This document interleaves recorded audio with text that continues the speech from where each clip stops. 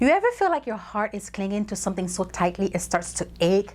Like you're hugging a memory you know you need to let go of, but you don't know how to loosen your grip? Maybe it's a hope. Maybe it's a person. Maybe it's the way things used to be. You tell yourself, I should be over this by now, but you're not.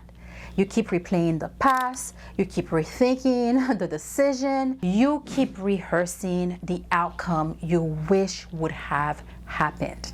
And guess what? It's exhausting. So here's the truth. Letting go doesn't mean forgetting. It doesn't mean pretending that what happened didn't matter either. But it does mean making peace with what was so you can move forward with what is. And guess what? Journaling can help you do that. Today, I want to talk to you through 5 gentle steps to help you release what you've been carrying and surrender what you can't control. So, grab your journal at leefpublishing.com, find a quiet space, and let's begin. Step number 1, acknowledge what you're holding on to. You can't let go of something that you haven't named. Before healing can begin, you have to be honest. What are you still clinging to? Is it a relationship, a mistake, an expectation? Maybe a version of how life was supposed to turn out. Close your eyes for a moment, breathe in through your nose, feel the tightness in your chest. Let your body speak before your mind starts running wild trying to explain things to you. Then in your journal, write, what I'm still holding on to is. So go ahead and write, this matters to me because ta-da-da. When you name what you've been carrying, you take the first step towards releasing its weight. What stays unspoken stays in control, but what you name can begin to release. So let's move from naming the pain to honoring the purpose it once held. Which brings us to step number 2. Honor what it gave you. Sometimes we can't let go because we think it means erasing the good parts. But guess what? Every story, even the painful ones, carry wisdom. That moment or that person shaped you.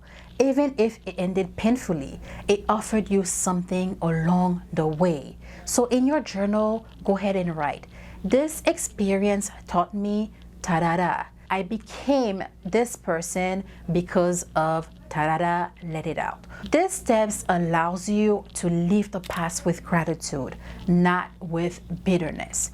You can let go and still say, thank you for what you gave me. And now, with love, not anger, we move to the heart of what matters. Step number 3, which is let your emotions speak freely. Letting go isn't always about logic. Sometimes it's just about listening. Your emotions might not make sense. In fact, they might contradict each other. That's okay. Don't think that you're crazy for this because it happens to all of us. In your journal, set a 5-minute timer and write freely to explore your emotions. If my heart could speak, it would say da-da-da. Let the words spill out. You might find yourself saying, I'm still angry. I wanted this to end differently. I'm scared of what comes next. I'm tired of pretending this didn't hurt. You're not writing to tidy up your grief. You're writing to let your soul breathe. This step helps you unnumb the places that go quiet just to survive, and that's bravery. Now that you've listened to your heart, let's ask what it's ready to release, which brings us to step number 4. Ask yourself, what am I ready to release? Let it go of the shoulds, let go of what people think or expect you to be over. You have to ask yourself, what am I ready, really ready to release today? So in your journal, start with this. I am ready to release, ta-da-da. Holding on to this has cost me, ta-da-da. Releasing to this will give me, ta-da-da.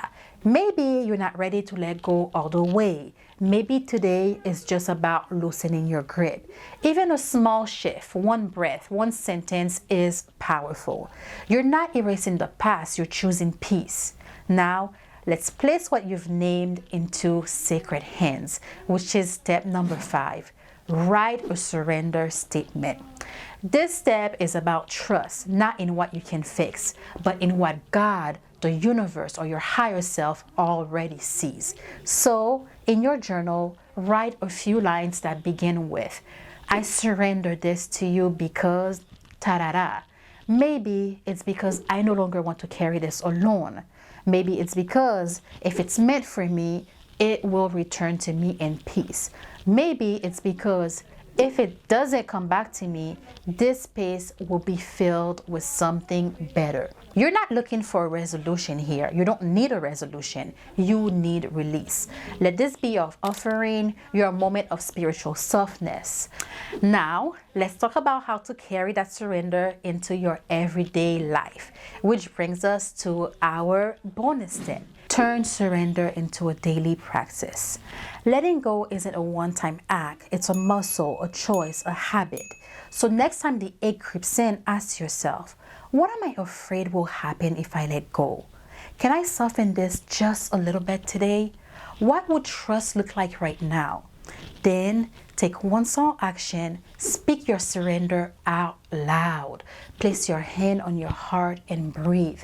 Maybe light a candle and whisper to yourself, this is no longer mine to carry. That's how release becomes your rhythm, not just a rescue plan. You have to trust and believe that you can let go without falling apart. And even if you do fall apart, that's okay too. You don't have to be ready. You don't have to be ready all at once. You don't have to feel strong before you can begin. You just have to be willing to write it out, willing to feel it fully, willing to surrender piece by piece. Letting go isn't the end. It's the beginning of making room for what is truly meant for you. So tonight, give yourself permission to light a candle, take a bubble bath, reread what you wrote, whisper a quiet thank you to what you're about to release. And then let silence say the rest. Grab your journal at leafpublishing.com and remember, you don't have to be perfect to be free.